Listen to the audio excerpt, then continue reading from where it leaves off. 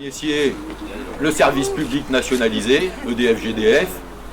Effectivement, ça ils en veulent plus, ils veulent la concurrence partout. Et maintenant avec la loi El Khomri, c'est même la concurrence entre entreprises dans la branche. Ouais, ils veulent aller jusqu'à là. Donc depuis 10 ans, ils préparent la concurrence. Donc ils nous ont d'abord coupé en morceaux, puisqu'ils ont créé des filiales, la maison mère, EDF. Après ils ont séparation d'EDF et de GDF. Et une fois qu'ils auront séparé les deux entreprises, ça va être la concurrence. Alors nous, effectivement, on soutient les services publics, donc on est pour une entreprise nationalisée et intégrée, c'est-à-dire intégrée, ça veut dire qu'il fait tout, la production, le transport, la distribution, parce que quand on sépare les entreprises, c'est un vrai bordel, Rappelez-vous l'histoire de la SNCF, où on achète des trains qui sont plus larges que les quais. Et ben voilà, donc on va générer plus de dysfonctionnement, mais ça, on s'en fout complètement.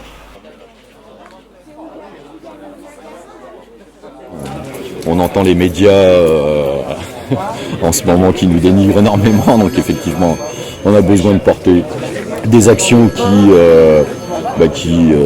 permettent en tout cas aux usagers de bénéficier d'un peu des richesses créées, puisque effectivement ça ne sera pas des richesses qui seront distribuées aux actionnaires, mais qui seront redistribuées aux usagers, puisque la décision a été de bloquer justement la Courneuve, la ville de la Courneuve et les villes limitrophes, de bloquer le tarif sur les heures creuses. Voilà.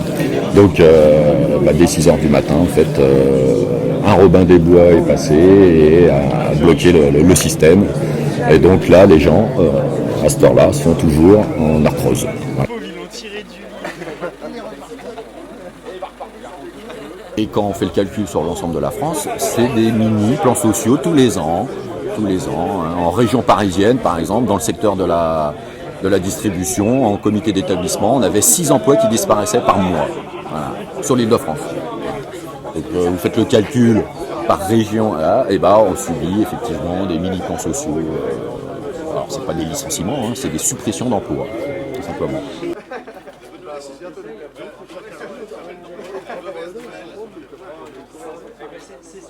C'est une raison pour laquelle la CGT déjà demande un SMIC à 1 800 €, de partager le travail, parce qu'effectivement, on a des salariés astreintes là, qui travaillent 20 heures, 27 heures en continu.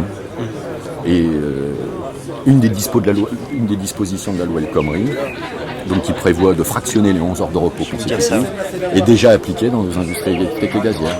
Donc ils travaillent jusqu'à 20 heures consécutives sans pouvoir dormir au moins 9 heures, puisque la seule dérogation dans le code du travail c'est 9 heures mais consécutives.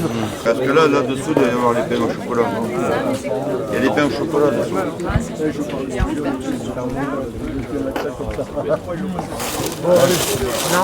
En dessous des pains. Monsieur Valls, il peut gesticuler, il peut dire ce qu'il veut. Non, c'est nous qui irons au bout. Et même s'il passe son 49.3 une nouvelle fois en juillet, il s'expose à un conflit qui se durcira toujours plus.